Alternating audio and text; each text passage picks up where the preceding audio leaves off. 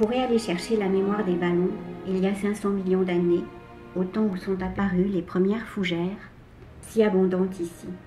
Sur cette terrasse, près des fougères que j'aime tant, j'imagine souvent la vie de la première femme qui a vécu sur cette terre, à l'époque de Lucie, il y a 3 millions d'années. Je me demande comment elle percevait le chant des oiseaux et les visages de ses contemporains, alors qu'elle n'avait pas encore les mots pour le dire. Je remonte le cours de l'histoire, avec les premiers mots prononcés, et surtout avec la découverte du feu, il y a 400 000 ans, qui permit tant de transformations.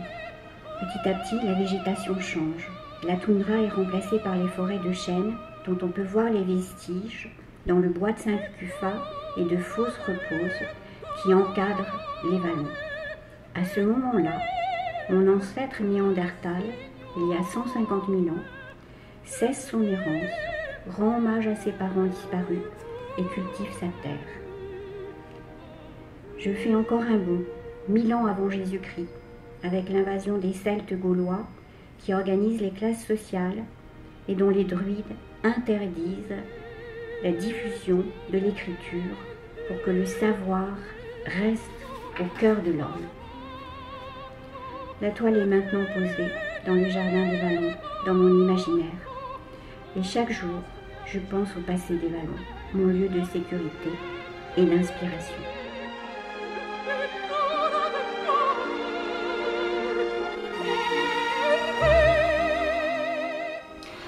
Alors comme tu le sais, j'ai pu acquérir cette maison par héritage. C'est à la fois un immense cadeau, mais aussi une lourde charge. Ce que j'ai fait avec les entreprises, je souhaite le faire avec les artistes aujourd'hui. Toute l'énergie que j'ai mise dans la création de l'école de coaching, dans le coaching de dirigeants, je souhaite la mettre aujourd'hui au service des artistes et avec un double engagement, à la fois envers les artistes et envers les entreprises, pour aider à la créativité en entreprise grâce à l'art. Comme tu le sais, il y a une figure d'identification dans ma famille qui me touche beaucoup. C'est Marie du Défend, qui était une jeune femme d'origine de petite noblesse mais pauvre, et qui était une femme de caractère et d'esprit, et qui a créé un salon littéraire de grand renom qui était de couleur bouton d'or. Pourquoi cette pièce est jaune?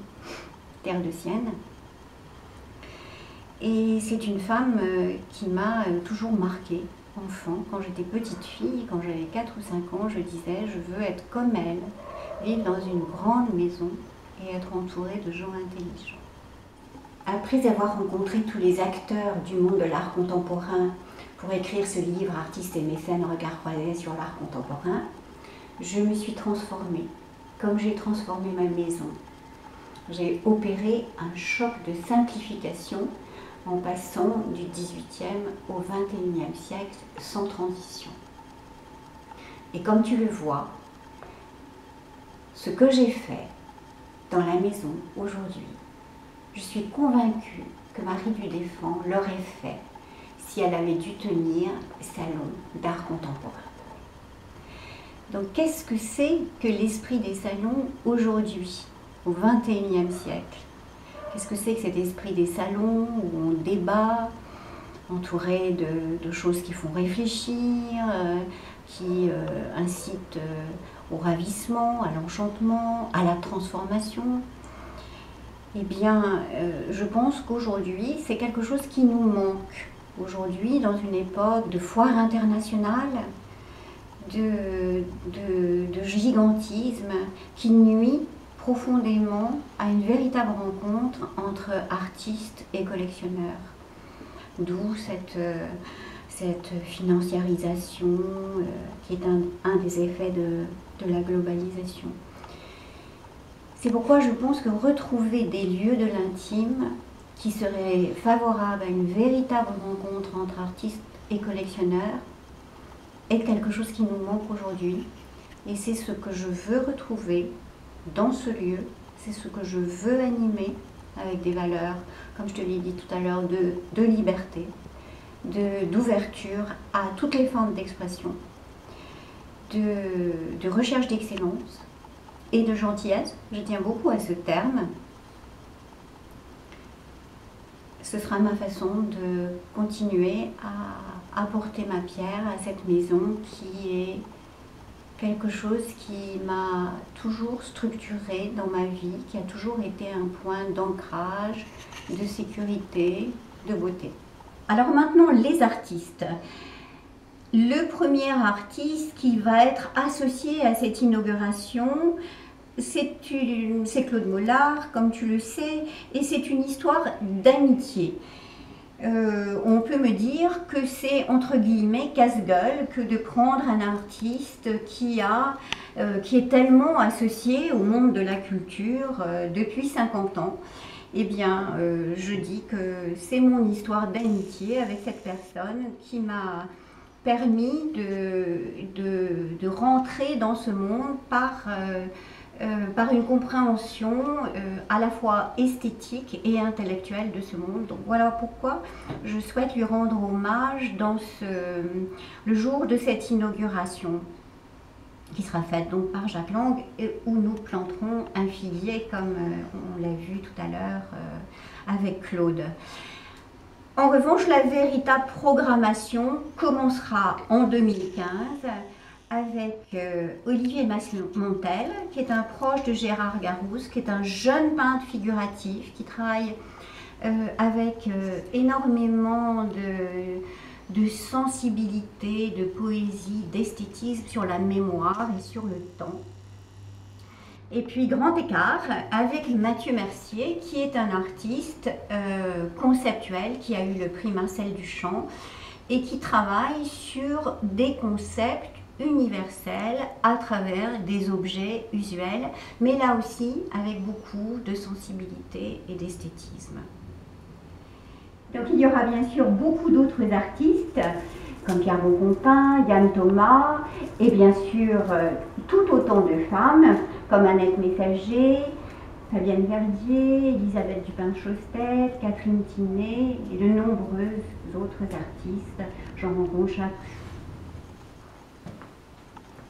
Donc tu vois la transformation de ces pièces de service en pièces d'accueil, et maintenant avec le Fonds culturel en pièces d'accueil du public, nous permet d'arriver sur cette terrasse au sud et de profiter pleinement de ce vallon qui se termine par cette rivière souterraine et ce bois de chêne.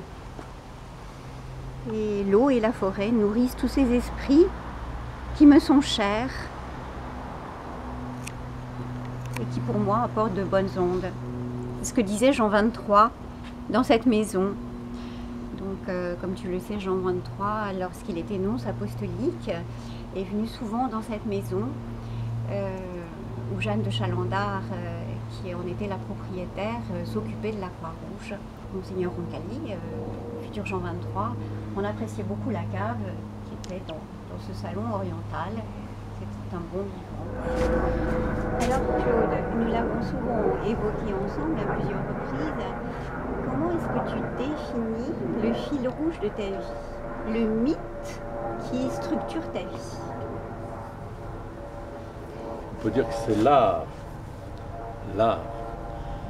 au sens d'une vision du monde, d'une vision transformatrice du monde, parce que pour moi l'art c'est une sorte de moteur, de mouvement qui vise à transformer le monde, à donner une vision différente, à la fois pour celui qui s'exprime, l'artiste, et pour celui qui regarde, qui participe, plus ou moins. Et donc c'est au fond ce mouvement qui est d'autant plus important aujourd'hui que pendant des millénaires, il a été lié à des pratiques religieuses. Et comme aujourd'hui, en Occident, du moins, les pratiques religieuses se sont laïcisées, ou disons le monde s'est laïcisé, les pratiques religieuses relèvent plus de la sphère privée qu'elle ne l'était autrefois, l'art vient en quelque sorte remplacer cette fonction. Alors tu dis transformer le monde. Si je reviens à toi, quel est le trait de caractère chez toi qui éclaire ton œuvre de transformateur du monde? C'est de donner à voir ce que personne ne voit. C'est de donner à voir autre chose. C'est de, au fond, de prolonger une expérience que j'ai eue à l'âge de 5 ans dans ma chambre, celle que j'appelle de la camera oscura, c'est-à-dire la chambre obscure au sens photographique du terme. Et par l'interstice d'un volet, les images de la rue étaient projetées sur le mur, ce qui me permettait de voir un film, le film de la rue, d'une part. Et d'autre part, dans cette chambre, la tapisserie permettait de composer des personnages, déjà des visages. Donc c'est un trait de caractère d'enfant qui cherche à recréer, qui cherche à créer un imaginaire. À créer un imaginaire. Ce à quoi je me livre actuellement, effectivement, totalement, à la fois un imaginaire qui vient illustrer la richesse, la variété de l'espèce humaine, et notamment à travers tous ces visages. Et je trouve que l'animalité et l'état de nature viennent rajouter à la diversité des visages humains, et en même temps viennent pas caricaturer, mais exagérer les traits, et donc permettre de mieux les reconnaître, et donc de faire une sorte de galerie de caractères. Et puis ensuite, il y a dans ce travail photographique, pour moi, autre chose. C'est pas simplement les caractères, c'est également un travail anthropologique. Et si j'appelle mes photos origines, c'est que, au fond, je suis très frappé, très marqué par d'où vient l'humanité, d'où vient notre visage humain, d'où vient notre intelligence. Et ma théorie, que je démontre photo après photo, de manière empirique, mais en même temps de manière déductive, c'est que c'est le regard, c'est la vision qui fait que le grand singe, un jour ou jour après jour, a peu à peu perçu dans la nature qui l'enfermait ces visages qui ressemblaient à ses congénères ou à d'autres éléments de cette nature, des animaux, auxquels il a été amené à donner un nom. Tu as travaillé ici sur l'énergie d'un lieu, les esprits d'un lieu. D'où vient pour toi l'énergie d'un lieu? L'énergie d'un lieu vient d'abord de son apparence extérieure. Ici, des arbres, ici, un vallon, ici, un cours d'eau au creux du vallon, des pentes plus ou moins douces, plus ou moins raides. Donc ça, c'est la première chose. L'esprit d'un lieu, c'est l'histoire du lieu. Et je pense que les racines des arbres d'aujourd'hui nous racontent l'histoire du lieu il y a 10 000 ans, ou 50 000 ans, ou 500 000 ans. Par sa géologie, parce qu'elle puise dans la terre, par la géologie, par la flore, parce que les fougères qui sont là sont la répétition de générations de fougères qui viennent porter témoignage de ce qui se passait dans le lieu des 1000 ans, mais parce que Saint Cucufa a vécu pas loin d'ici, a donné son nom, qui était un ermite, qui était un prêtre, qui était un évêque, qui était un homme qui a lui-même transformé, comme les religieux peuvent le faire. Ils peuvent s'adonner à la prière, mais ils peuvent également transformer le monde. Tout ça, c'est présent dans ce lieu parce qu'on le lit, et tu m'as aidé à comprendre l'histoire. Et puis enfin, alors, il y a, je dirais, un phénomène d'immersion. Moi, quand je me trouve dans un lieu que je veux, c'est mon travail, c'est-à-dire faire le portrait d'un lieu. Non seulement je fais le portrait de personnes, mais en plus, je prétends par mes photos et par les visages que je vois dans la nature ou dans des objets d'art, comme c'est le cas dans ce lieu, des vallons, je m'attache à faire au fond des portraits chinois. Si j'étais une racine, qu'est-ce que je serais? Si j'étais un tronc d'arbre, qu'est-ce que je serais? Et donc c'est ce face-à-face, cette immersion dans laquelle, au fond, je vais découvrir l'esprit du lieu. Jean-Hubert Martin écrit la préface du catalogue des espions partout. Effectivement, j'ai le sentiment, quand je suis dans un lieu et que je m'immerge dans ce lieu, d'être regardé de toutes parts. Donc je me sens regardé. Des espions ou des anges? Alors des espions, des esprits, des anges, il y en a des bons, il y en a des mauvais. Ça, après, on choisit. Ça dépend beaucoup de son état d'âme et de lieu lui-même. Alors justement, tu dis que tu vois souvent des monstres. Moi, j'ai une question vraiment qui me tient à cœur, parce que pour moi, il est très important de différencier les éléments déchaînés de la nature, les monstres, et les esprits. Comment fais-tu la différence? Les esprits sont des êtres plutôt intelligents. Et donc, le monstre est quelqu'un dont le coefficient intellectuel est plus bas que celui des esprits. Le monstre, c'est au fond le grand singe qui n'aurait pas réussi à devenir homme. Donc tu sais, en psychologie, il y a une théorie qui dit que nous sommes tous des princes, des esprits, des êtres doués de talent, et que les frustrations de la vie nous font devenir des crapauds. Et que tout le travail de développement personnel et spirituel, c'est de transformer ce crapaud que les frustrations de la vie nous ont fait devenir en prince. Donc c'est un peu ce que tu dis, c'est élever son quotient intellectuel, élever son niveau vibratoire, élever son niveau de conscience de ses émotions négatives. Oui, je regarde ce que je vois ce que me livre un site, un espace. Et il y a des espaces riches et il y a des espaces pauvres.